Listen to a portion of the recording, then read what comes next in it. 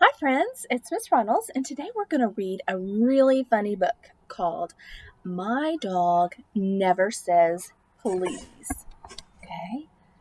My Dog Never Says Please by Suzanne Williams and Ted Arnold. We just sat down to supper. I was hungry enough to eat Snow White's poisoned apples. Pass the potatoes, I called out.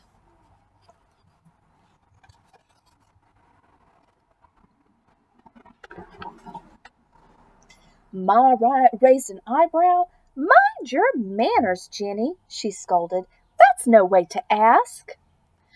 When my pipsqueak brother Jack piped up, I always remember to use the magic word, he said, like he had a little halo over his head.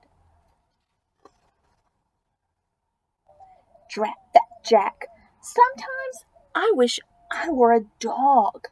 My dog never says please, and no one thinks a thing about it. Easy life old Red's got, lying in the sun all day, barking at crows and cats, enjoying an occasional scratch.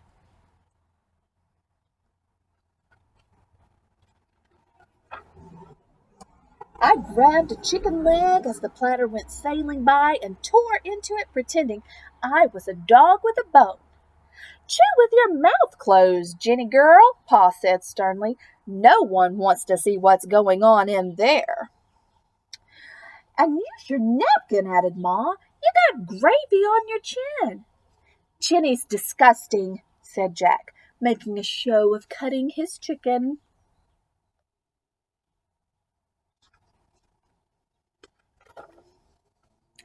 I spit out a piece of gristle and wiped at my mouth. Wish they'd all just leave me alone. Old Red eats with his mouth open, and he never uses a napkin. They don't pick on him. Why couldn't I be a dog? There was some of Ma's sweet-tasting, mouth-watering cherry pie for dessert. Mine was gone in less time than it takes to tweak Jack's ear.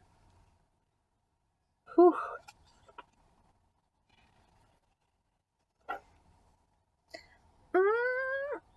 I said, running my tongue over my plate to get the last sticky drops of cherry juice. You sure make the best pie in the world, Ma. How about a second helping? Jenny May Perkins, Ma said. You're hopeless. It's not good manners to lick your plate, and one helping of pie ought to be enough for a girl your size. But I'm growing, I said, wondering why she hadn't noticed that. Seems like she only looks at me with to see my manners. Anyway, what's wrong with licking your plate? It's a sign of respect. Shows how much you like something. My dog licks plates, and everyone pats him and tells him he's a good boy. Lucky old Red.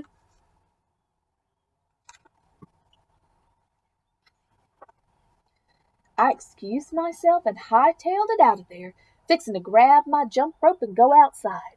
But Ma had other ideas. She poked her head inside my room. Seeing how you're done with supper, she said, you can get started on this room of yours. Looks like a tornado went through there. "Aw, Ma," I said, "I like it this way. Everything's right where I can see it instead of hiding away in drawers." Ma just gave me one of her looks, the kind that would burn a hole through an iron safe. Did you see your room? Whew, what a mess. While I was picking things up, old Red helped himself to my bed. He scrunched up in the covers and settled down for a snooze. I scowled.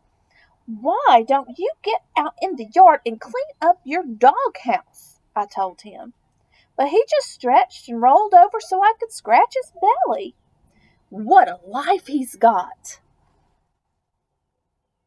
Hmm.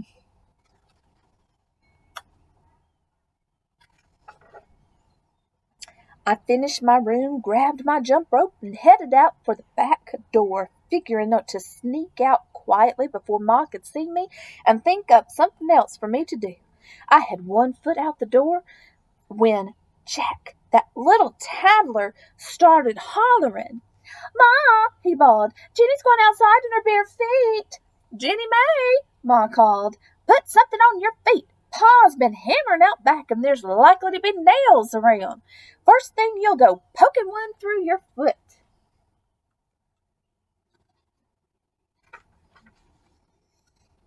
"Shoot, Ma," I said. "She's grabbed my toes." Truth is, I didn't know where my shoes were right now that Ma had me clean the room up and all. "Don't argue with your Ma," Pa said. "Go put your shoes on." I let go of the screen door. Old Red must have heard it squeal, 'cause all of a sudden he streaked by. Almost knocked me over as he pushed it open and leaped outside. I sure didn't notice any shoes on his feet. Talk about unfair! Seems to me a dog's life is much better than my own.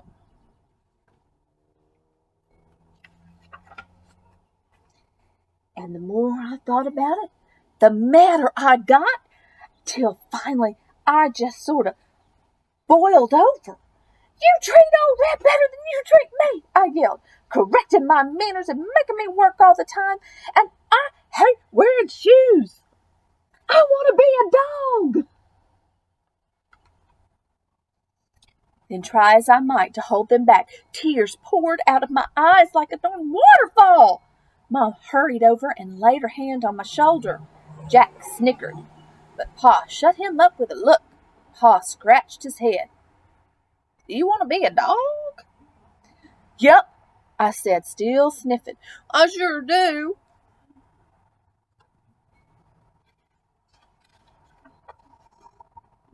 Oh, life as a dog.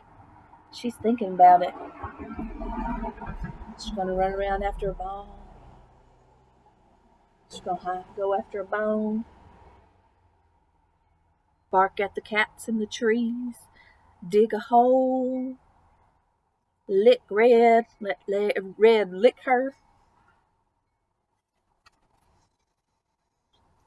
And there's where she's going to live. Red and me. And that's how Jenny Mae Perkins, ended up sleeping in a doghouse and begging for scraps. Old Red's real good about sharing, though. I think he's even given me some of his fleas.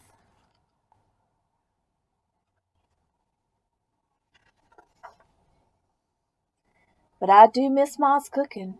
Right now I hear pork chops sizzling through the open window. Ma must be getting supper ready. Sure does smell good. Maybe she'll save me a bone with a little meat on it. There's lots of black clouds coming our way. Looks like it might rain. Wonder if the doghouse leaks. There's a storm coming.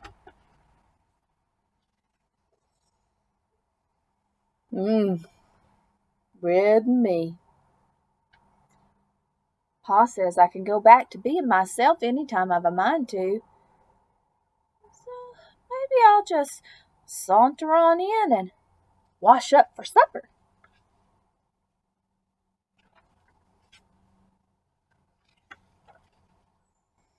But if that brother of mine dares to say even one teensy little word, why, I might just haul off and bite him on the leg.